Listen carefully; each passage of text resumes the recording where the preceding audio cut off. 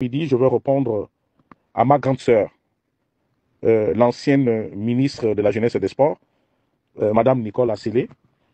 Il y a Nicole. À un moment donné, moi je pense que apprenez à vous taire. Tu sais, cher aîné, le silence, c'est la meilleure arme. Il faut apprendre à la fermer. Parce que vous n'êtes pas des modèles pour ce pays-là. Parce que nous subissons les colibets, les injures des Gabonais, c'est à cause de vous. Vous les bongos là, vous les bongos. Vous les bongos, avec vos abus. C'est vous les bongos, les accélés, la plupart des bâtiments qui ont eu des fonctions dans ce pays-là, c'est vous qui avez amené les abus. C'est vous qui avez malmené les Gabonais. Comment est-ce que tu peux avoir l'autoupet de venir dire aux gens qu'Omar Bongo n'était pas seul? Mais qui était avec Omar Bongo, puisque tu connais qui était avec lui? Moi, quand je te parle, je cite les noms des contemporains. Je dis tel a fait ceci ou tel a fait cela. Quand moi, Wilfried Okumba, je parle. Mais certainement, tu dois avoir la liste des gens qui ont envoyé, qui ont dit à Bongo d'aller tuer Doué Dabani, qui ont dit à Bongo d'aller tuer le mari de ma tante Léon Siali Ongaï, qui ont dit à ton père Jean-Boniface Assélé d'organiser la mort de Germain Ba, d'organiser la mort de comment on appelle ça là, de Ndouna Depeno. Pourquoi est-ce que vous voulez que les Gabonais parlent? Pourquoi est-ce que vous voulez que les Gabonais s'en prennent aux actes gouvernants? Alors que c'est vous le vrai mal de ce pays-là. Mais Yann Nicole, tu parles de quelle moralité? Quand tu parles de la morale, est-ce que toi-même tu es un exemple de cette morale-là? Avec des orientations sexuelles bizarres. Lorsque tu te permets de pervertir les enfants d'autrui, tu les apprends à lécher les petites chattes et tout, c'est ça la dignité restaurée? Mais ne poussez pas les gens à sortir de leur retranchement. Tout ce que nous avons vécu dans ce pays-là, tous les ministres qui ont travaillé avec Omar Bongo Ndimba, tous ceux qui ont été sous le régime, tout le monde, depuis l'époque monolithique, tous les ministres ont toujours travaillé pour le rayonnement de vos familles respectives. Qui a eu le pouvoir dans ce pays-là? Tout était centralisé par Omar Bongo. Tu parles de crimes économiques. Oui, mais commence déjà à nous faire le point de ta gestion à la Caisse nationale de sécurité sociale. Tu l'as laissé dans quel état, cette caisse-là? Complètement en lambeaux. Et tu viens comme ça, sans honte, tu veux venir donner des leçons aux gens. Mais Yann Nicole, qu'est-ce qui t'arrive? Qu'est-ce qui vous arrive? Ton propre oncle Doué Dabani, qui a tué Doué Dabani? Qui a tué Doué Dabani? Moi, en 2000, j'ai vu comment j'étais encore jeune, en 2000, j'ai vu comment on a malmené, comment on a traité l'ancien ministre d'État, Zakari Miboto, à Franceville. Comment Omar Bongo s'est comporté avec Zakari Miboto, qui a donné toute sa vie, qui a mis toute sa famille à son service. Comment vous avez remercié ce monsieur-là? En le trimballant dans la boue, en montant des groupes pour huer sur lui. Moi, j'étais là, j'étais présent.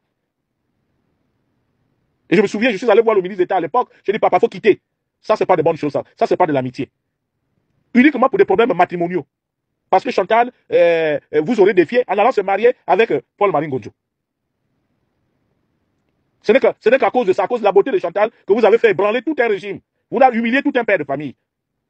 Vous voulez qu'on parle? Maintenant, n'importe qui peut se lever. Votre famille, c'est le mal de ce pays-là. C'est le mal du Gabon.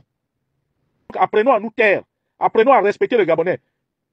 Apprenons à faire le deuil intérieurement. Évitons d'énerver les Gabonais. Parce que normalement, nous autres là, nous les autogouvernants là, surtout vous, la famille Bongo là, les Gabonais devaient se lever, vous arracher tout ce que vous avez devant vous. Parce que vous avez été méchants avec ce peuple-là. Donc laissez les choses se faire d'elles-mêmes, Madame Nicole Assélé. Tous les dégâts que nous avons connus dans ce pays-là, les morts d'hommes, les détournements de fonds, les abus de confiance, les humiliations des uns et des autres. Mais Yann Nicole, arrête ça. Ton propre père, tu l'as traité de sénile. Lorsqu'il vous disait que Ali Bongo là, mon neveu est malade, déclarer la vacance de pouvoir pour que nous sortions de là par la grande porte. Tu passais dans les chaînes de télévision, tu es allé même jusqu'à l'évincer de son propre parti en faisant croire que ce monsieur avait perdu aussi ses facultés cognitives. Mais en soutenant Ali Bongo de fort en comme tu le faisais, c'était quoi? Contre les intérêts des Gabonais. Ce qui était bien pour toi, c'est ce que tu avais dans ta poche. Qu'est-ce que toi, Nicolas Assélé, tu as fait au Gabonais? Qu'est-ce que tu nous as donné, sincèrement? Va te regarder dans le miroir. Le seul héritage que nous retenons de toi, c'est celui seulement de laper les petites chattes, les petites filles de Libreville. de pervertir les petites filles de Libreville. Voilà l'héritage que toi, Nicolas Assélé, toi, tu nous as laissé. Dévergonder nos filles. Avec les valises de God et autres et tout, ce n'est que ça que nous retenons de toi. Qu'est-ce que tu nous as apporté? Qu'est-ce que tu nous as réellement apporté, toi, Nicolas Assélé? Mais lorsqu'on parle de réconciliation et tout, lorsqu'on parle de toutes ces choses-là, des crimes économiques, des machins, on doit aussi parler de la dépravation des mœurs. Parlons-en. À partir de ce moment, on va te mettre au pilori. Devant tout le monde. Tu vas nous montrer comment tu lapes les petites chattes. Mais respectons-nous. Les Bongos qui sont même les premiers concernés ne parlent même pas. Ils savent que Ali Bongo n'a pas su gérer l'héritage laissé par leur papa. Ils sont là, ils ne savent même pas à quel sein de main ils vont être tous mangés. Mais vous avez des comptes à rendre. Est-ce que vous êtes plus méritant que les autres Gabonais? Toi, tu es allé là au Maroc, là. On dit docteur Nicolas Assélé. Mais dans le rendu, dans les conclusions concernant ta soutenance et tout, c'est bien écrit que tu as l'interdiction de pratiquer la médecine. Parce que tu es un danger. Voilà. Voilà. Même ton père aujourd'hui, ton associé, il ne parle même plus. Il ne parle plus, il est dans son coin. Au moins, il a été libéré d'un fardeau. Maintenant, si vous voulez vous rebeller, vous voulez organiser la rébellion, mais vous allez trouver des Gabonais, nous allons parler. Pour nous, entendre qu'un Bongo va revenir au pouvoir, c'est un cauchemar. C'est un cauchemar. L'acte posé par le général Oligui Nguema, ce n'est que la confiscation du pouvoir. C'est la confiscation du pouvoir, il n'y a rien d'autre. Mais il l'a fait pour qui? Pour sauver des âmes perdues, comme les vôtres, comme ça là. Yann Nicole. Faisons l'audit de la CNSS. Mettez ça. Mettez ça sur la place publique. Tous les directeurs généraux qui sont passés à la CNSS, qui sont encore vivants, chacun viendra répondre de ses actes. Des fonds détournés, des biens détournés, au lieu de vous estimer heureux, c'est pour venir ouvrir vos mâchoires carrées, de venir raconter des insanités, des choses qui n'ont aucun sens. Dis-moi, à part vous les Batéké, vous qui avez eu le pouvoir dans ce pays-là, qui d'autre a eu le pouvoir ici, dans ce pays-là, au Gabon? Qui a eu le pouvoir? Parce qu'il y a pouvoir et pouvoir. Le centre du pouvoir au Gabon, c'était Omar Bongo. Et Omar Bongo est mort. On a enterré Omar Bongo dignement. Omar Bongo est sorti par la grande porte, par le fait de la mort. Mais Ali Bongo, quand il est arrivé, on a vu 14 ans plus tard, vous étiez tous derrière Ali Bongo.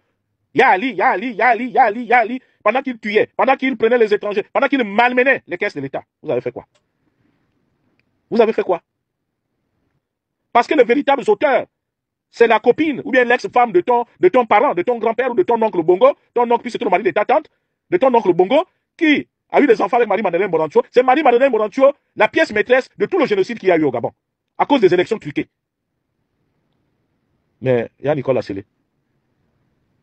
Pourquoi est-ce que lorsqu'on vous laisse, vous vous baladez librement à Libreville aujourd'hui, vous jouissez de l'argent obtenu indûment. Vous avez détourné les fonds, des fonds énormes. 95% de la population gabonaise vit sous le seuil de la pauvreté. L'argent dans vos maisons, l'argent avec vous. Vous avez les sociétés, les stades, les hôtels, les équipes de football. Vous avez tout ce qu'il vous faut. Par rapport à quel héritage? Quel héritage? Est-ce que ton grand-père Dabani, vous avez laissé une plantation à Akiri là-bas où il était un grand cultivateur, il était un homme riche qui vous a laissé une richesse? Tout ce que vos parents ont obtenu, c'est par le biais de l'État. En détournant les fonds publics. Donc laissez-nous tranquilles. Vos commissions de réconciliation et vérité là, pour moi c'est de n'importe quoi. En voulant amener d'autres personnes là-dedans. Les enfants de Germain Basson orphelins, c'est à cause de qui? C'est à cause d'Omar Bongo. Les enfants de Joseph Orenjambe Issani sont orphelins pourquoi? C'est à cause d'Omar Bongo. Qui a eu le pouvoir mieux qu'Omar Bongo? Tout le monde travaillait pour Omar Bongo. L'argent, c'était pour Omar Bongo. Dis-moi là où les gens pouvaient garder de l'argent. Dès que tu avais un compte bancaire, c'était devenu un problème. Lorsque les Obama travaillaient sous Omar Bongo, lorsque les Obama ont accompagné, puis ce sont les premiers cadres, vous vous êtes arrangé à aller dire que les Obama là vont te tuer. Charles Ntiba est là. Qu'est-ce qu'on reproche à Charles Ntiba? Il a conduit l'un des plus grands chantiers que le Gabon ait connu, le chemin de fer. Il a livré jusqu'à la gare de Franceville. Qu'est-ce que vous pouvez reprocher à Charles Ntiba? Dans certains forums là, vous instrumentalisez les gens, l'Embumba, l'Embumba, l'Embumba, l'Embumba. L'Embumba est là. Pourquoi on n'allait pas l'arrêter? L'Embumba avait des moyens que lui conférait sa fonction. Il est margé dans plusieurs régies financières. Il a dit, au niveau des dossiers de la RTG, qu'il touchait 40 millions de francs CFA par mois. Mais parce que il n'y avait pas les ministères du budget.